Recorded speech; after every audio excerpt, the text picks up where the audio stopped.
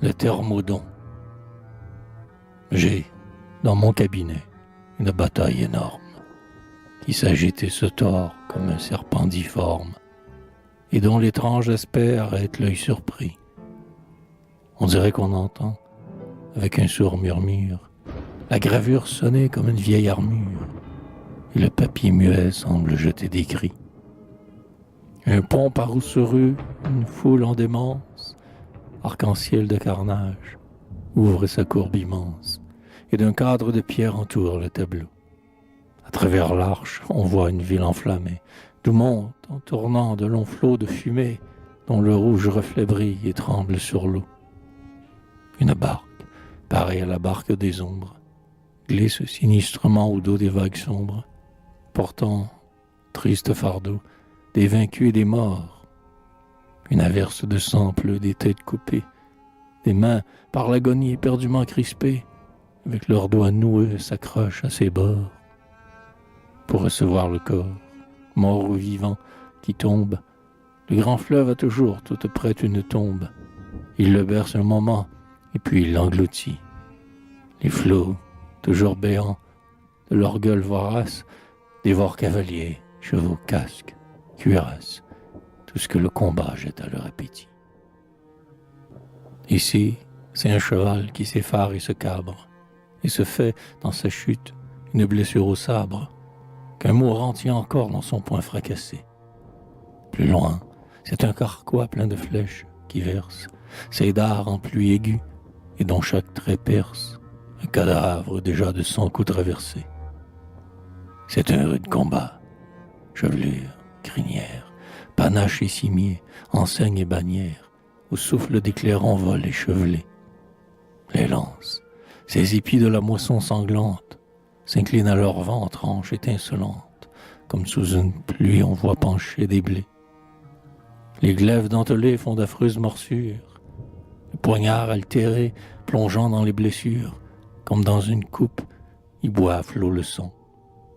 Et les épieux, rompant les armes les plus fortes, pour le ciel où l'enfer ouvre de larges portes, aux âmes qui des corps sortent en rugissant.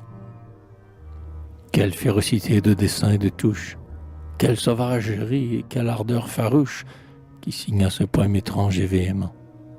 C'est toi, maître suprême, à la main turbulente, peintre au nom rouge, roi de la couleur brûlante, divin néerlandais, Michel-Ange flamand. C'est toi, Rubens, c'est toi, dont la rage sublime pencha cette bataille au bord de cet abîme, qui joignit ses deux bouts comme un bracelet d'or. Il lui mit pour camer un beau groupe de femmes, si blanches que le fleuve aux triomphantes lames s'apaise et n'ose pas les submerger encore.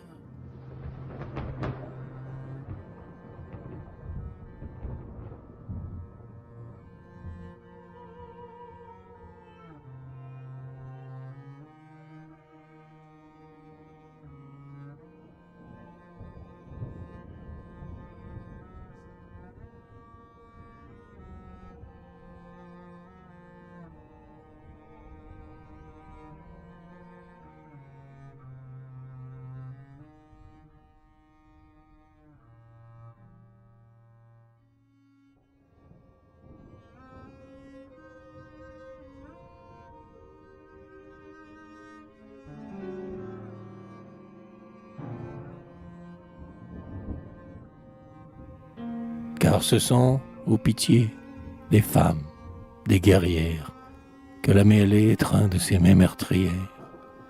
Sous l'armure une gorge bat, les écailles d'airain couvrent des seins d'ivoire, où, nourrisson cruel, la mort pâle vient boire le lait empourpré du combat. Regardez, regardez, les chevelures blondes, coulant ruisseaux d'or, se mêler sous les ondes, aux cheveux glauques des roseaux. Voyez ces belles chairs, plus pures que l'albâtre, où, dans la blancheur mate, une veine bleuâtre circule en transparent réseau. Hélas, sur tous ces corps à la teinte nacrée, la mort a déjà mis sa pâleur azurée. Ils n'ont de rose que le sang. Leurs bras abandonnés trempent, les mains ouvertes, dans la vase du fleuve, entre les algues vertes, où l'eau les soulève en passant. le cheval de bataille à la croupe tigrée, secouant dans les cieux sa crinière effarée, les foules avec ses durs sabots. Et le lâche vainqueur, dans sa rage brutale, sur leur ventre appuyant sa poudreuse sandale, tire à lui leur dernier lambeau. Bientôt du haut des monts les vautours au col chauve, les corbeaux vernissés, les aigles à l'œil fauve, leurs frais au regard clandestin, les loups se balançant sur leur échine maigre, les renards, les chacals accourront, tout allègres, prendre leur part au grand festin. Le splendide banquet réparera leur jeûne aux misères, aux douleurs, tous ces corps frais et jeunes, ces beaux seins d'un si pur contour, faits pour les chauds baisers d'une amoureuse bouche, fouillés par le museau de l'hyène faouche, piqués par le bec du vautour. Cessez de vin fort, ô brave Amazone, à quoi vous sert d'avoir, ainsi que des bellonnes, casque grec empanaché, la cuirasse de fer de clous d'or étoilé, si votre main trop faible, au fort de la mêlée, lâche votre glaive ébréché.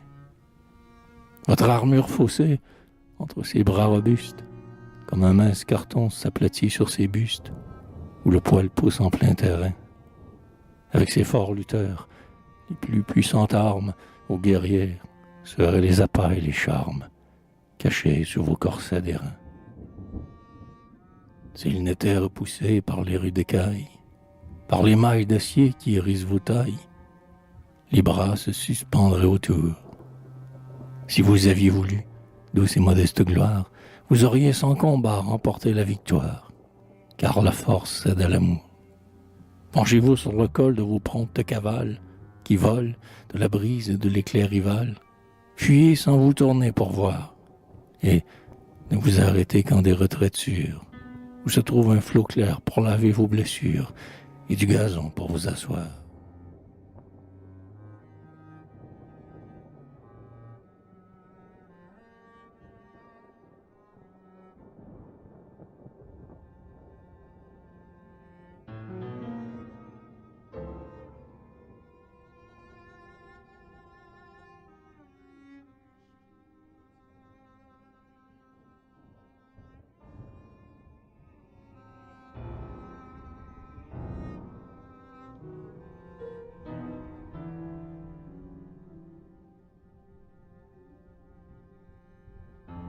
C'est la nécessité, c'est la règle fatale.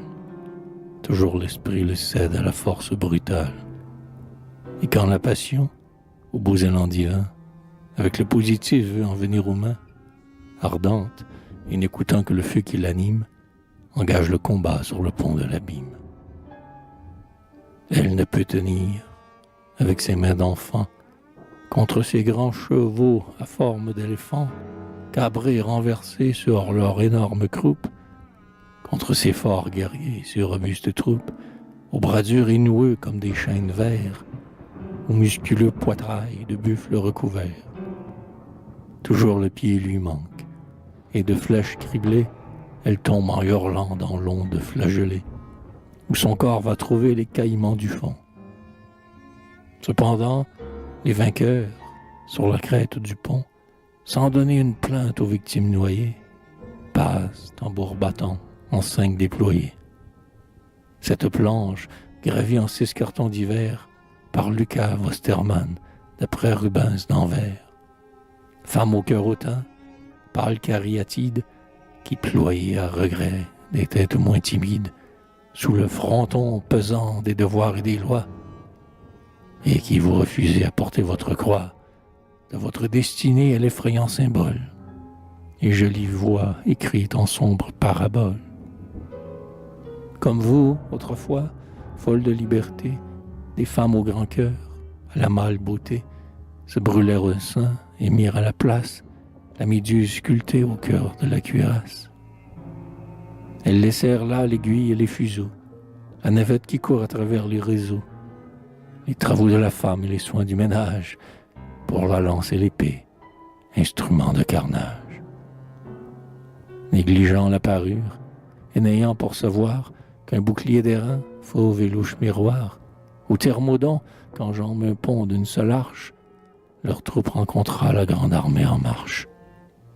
Ce fut un choc terrible, et sur le pont, longtemps, incertaines marées, on vit les combattants, les chevelures d'or ou bien les têtes brunes, femmes, soldats, suivant leurs diverses fortunes, pousser et repousser leur flux et leur reflux.